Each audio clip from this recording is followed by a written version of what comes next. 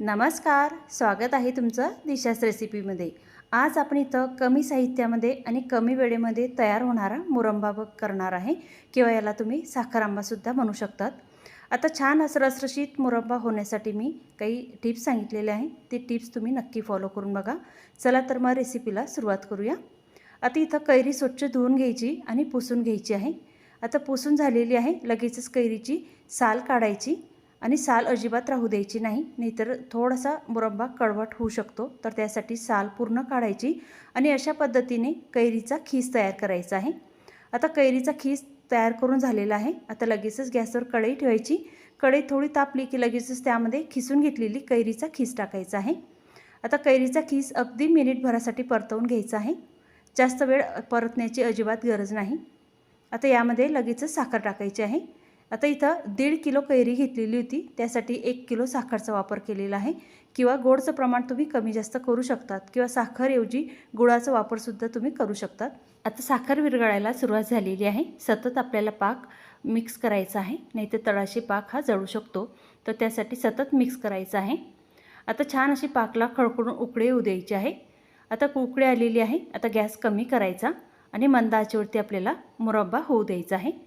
आता कैरीचा खीस ट्रान्सपरंट दिसत आहे, म्हणजे आपला मुरब्बा तयार होत आलेला आहे।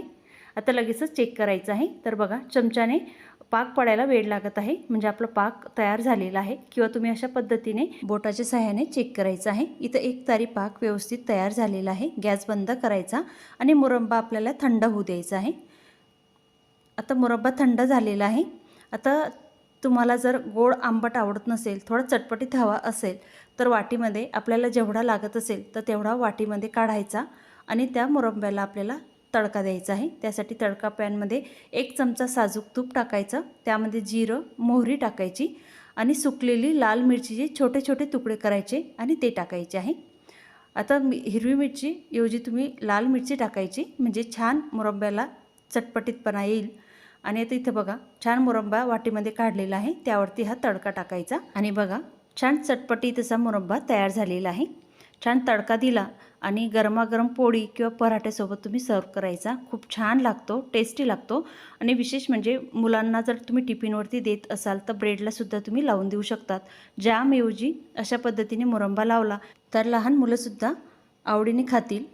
अशा पद्धतीने मुरंबा तुम्ही नक्की करून बघा। आणि मुरब्बा म्हटलं तर पाक महत्त्वाचा असतो, तर त्यासाठी मुरब्बा करताना पाकवरती जास्त लक्ष द्यायचं। एक तारी पाक झाला की लगेचच गॅस बंद करायचा, कारण पाक जर जास्त कडक झाला तर मुरब्बा हा कडक होऊ शकतो।